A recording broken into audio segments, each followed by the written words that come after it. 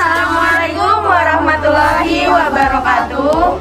Di sini kami dari kelompok 1 ingin membawakan film yang berjudul Kehamilan yang Tidak Diinginkan yang bertema komunikasi pada remaja. Sebelumnya, tak kenal maka ta'aruf, izinkan kami memperkenalkan diri. Saya sendiri Wahyu Septiana berperan sebagai bidan. Saya Cantika berperan sebagai anak yaitu korban. Saya Nur Ayu Widaningsih berperan sebagai teman yang membawa dampak positif. Saya Marika Farlen berperan sebagai teman yang membawa dampak negatif. Saya Vika sebagai Ibu Cantika. Selamat menyaksikan. Seorang remaja SMA yang dikenal di lingkungannya sebagai gadis yang baik, lugu, pintar, dan juga cantik. Dia adalah Cantika. Salah seorang siswi yang selalu mendapatkan beasiswa hingga sekarang ia duduk di bangku SMA. Awal memasuki sekolah, Cantika sangat disenangi oleh teman-temannya. Dan Cantika memiliki 2 orang sahabat yang bernama Marlika dan Nur Ayu, yang menurutnya sangat baik.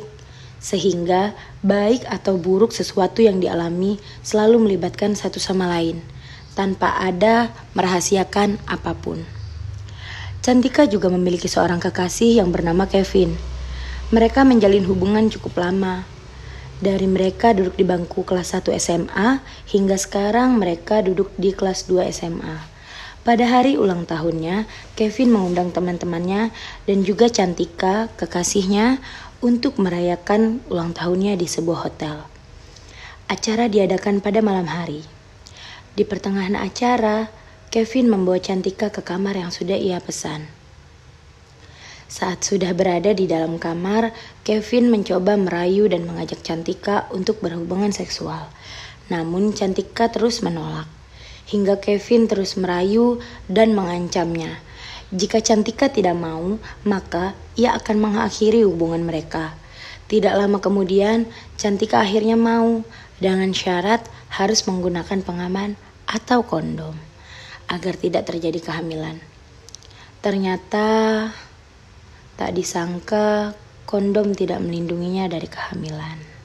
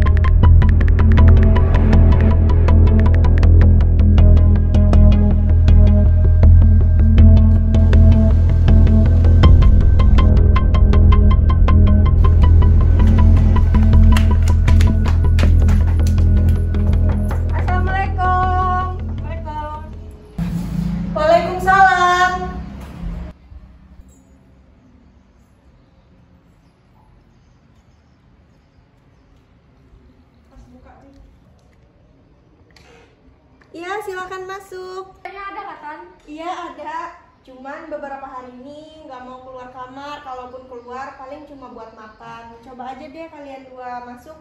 Kami masuk ya, Tan? Iya, silakan. Can, buka, ini aku Ayu sama Marlika.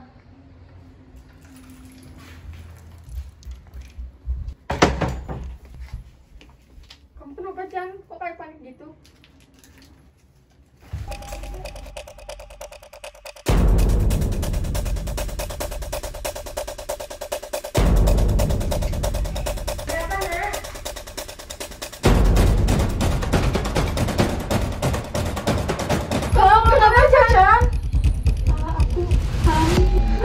Hamil sama siapa? Sama Kevin. Kevin sudah tahu, sudah kamu hubungi. Sudah, tapi Kevin tidak mau bertanggung jawab. Menurut kalian aku harus bagaimana? Dan aku sih kamu gugurin aja. Kamu kan masih muda. Hei, kamu nggak boleh kayak gitu, itu bukan solusi. Ya mau gimana lagi? Emang kamu mau berhenti sekolah? Tapi bukan kayak gitu, Lik, caranya. Lebih baik kamu ngomong ke orang tuamu deh, bagaimana baiknya, mereka kan pasti juga punya solusi. Ya bener sih, mending cerita ke orang tua dulu. Tapi kalau kamu mau aborsi, aku bisa kan nemenin kamu. Apa sih, Ca? Udah, jangan dengerin, Chan. Kamu cerita dulu ya ke orang tua kamu, mereka pasti punya solusinya. Nanti kalau ada apa-apa, kabari ya. Semoga masalahmu cepat selesai. Kami mau pulang dulu ya.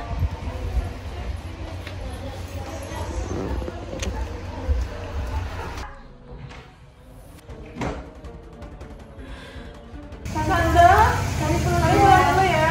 Ya silakan, hati-hati ya. Ya, mari Tante.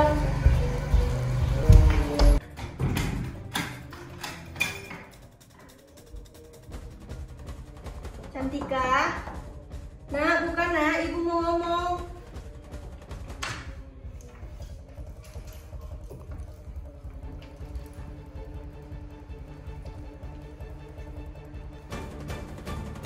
Ibu udah tahu dan dengar semuanya.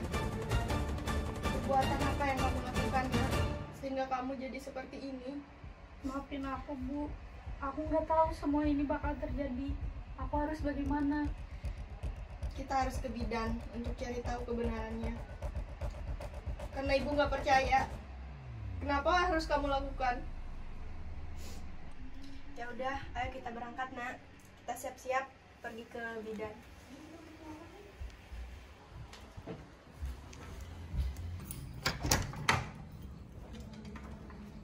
Nah, ayo nak, kita berangkat.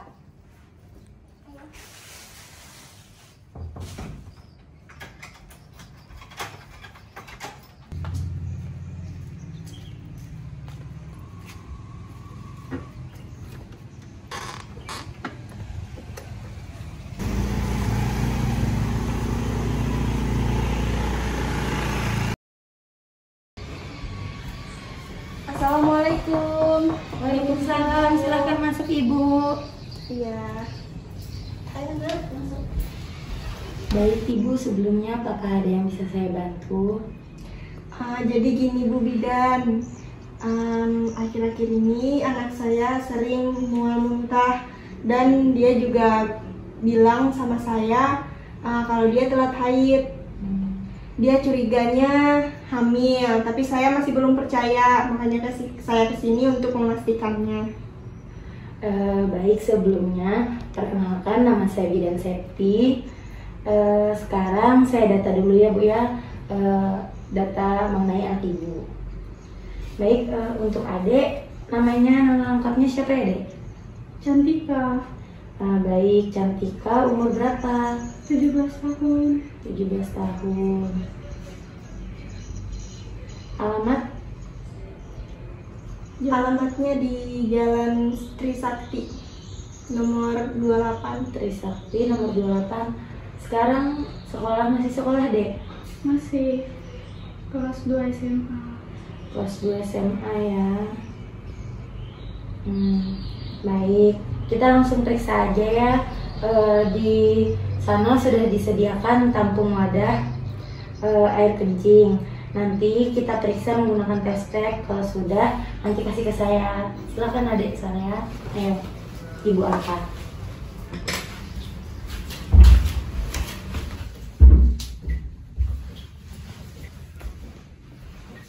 Ini Bu Bidan. Ya, Ibu periksa dulu ya.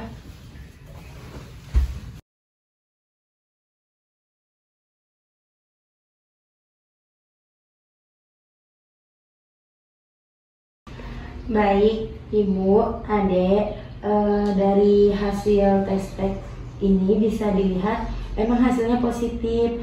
Jadi anak Ibu emang positif hamil. Bu, saya tidak menginginkan kehamilan ini. Bisakah Ibu mengaborsinya? Saya masih mau sekolah. Memang kenapa Dek Adek minta diaborsi? Saya takut berita kehamilan ini tersebar luas dan buat keluarga malu.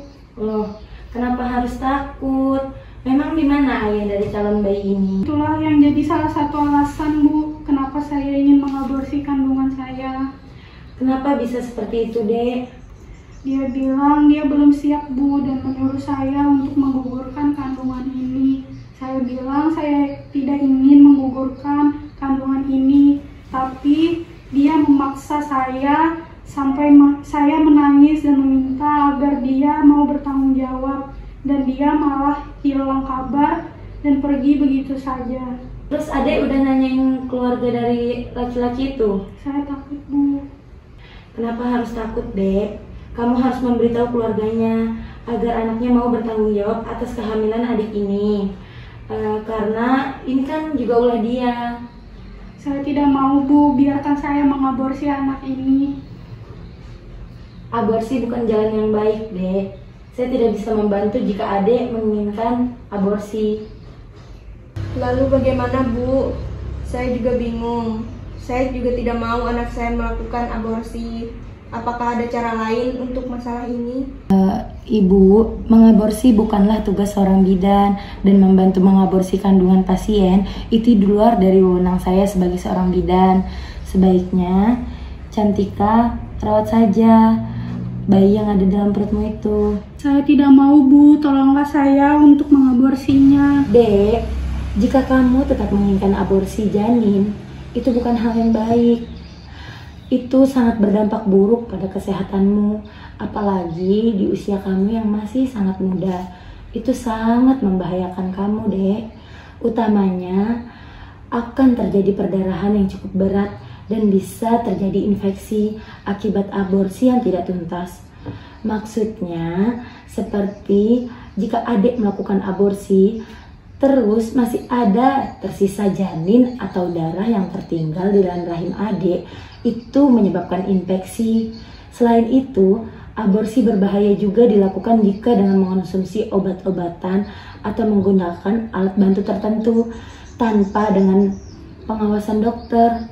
Aborsi itu, Dek, hanya bisa dilakukan apabila pasien mengalami penyakit tertentu. Itu pun hanya bisa dilakukan oleh dokter. Kalau saya sebagai bidan tidak memiliki hak dan wewenang untuk melakukan hal buruk seperti itu, Dek. Saya takut keluarga saya yang lain, apalagi kalau sampai ayah tahu. Bisa-bisa ia marah, menyalahkan ibu saya, dan mengusir saya dari rumah. Itu tidak mungkin terjadi, Dek, kalau kamu bicarakan baik-baik dengan beliau. Begini saja, Adek coba bicarakan baik-baik pada ayah dan juga keluarga. Mudah-mudahan saja keluargamu mau menerima semua ini dan membantu mencari jalan yang terbaik. Jangan takut, Nak. Nanti Ibu akan bantu untuk membicarakan perihal ini kepada ayahmu. Semoga saja ayahmu bisa mengerti dengan masalah yang sedang menimpamu saat ini. Tapi, Bu, aku takut nanti kalau ayah marah besar. Saya paham, Dek.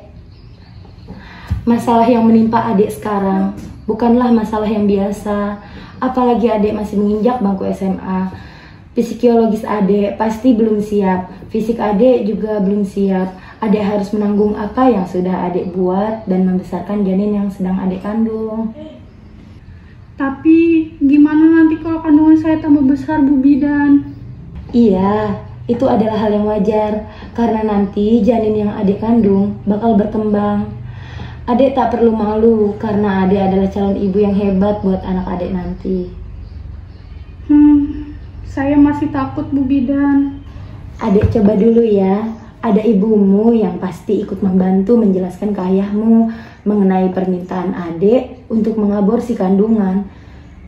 Itu saya tidak bisa membantu sama sekali karena itu sangat berdampak negatif, Dek. Saya tidak bisa membantu kecuali hal yang berdampak positif untuk adik. Saya akan membantu. Baik, Bu. Saya akan lakukan apa yang Ibu Bidan katakan. Ya. Baik, Bu. Terima kasih banyak atas solusi dan pengertiannya kepada anak saya. Dan semoga masalah ini cepat selesai ya, Bu ya. Iya, Ibu, sudah kewajiban saya sebagai bidan untuk memberikan solusi untuk adik. Baik, jika Ibu membutuhkan saya lagi atau ada yang Ibu ingin tanyakan, Ibu bisa menghubungi saya, Bu ya, atau Ibu bisa datang lagi kemari. Baik, Ibu, kalau begitu saya dan anak saya Cantika pamit dulu ya, Bu. Terima kasih banyak, Bu.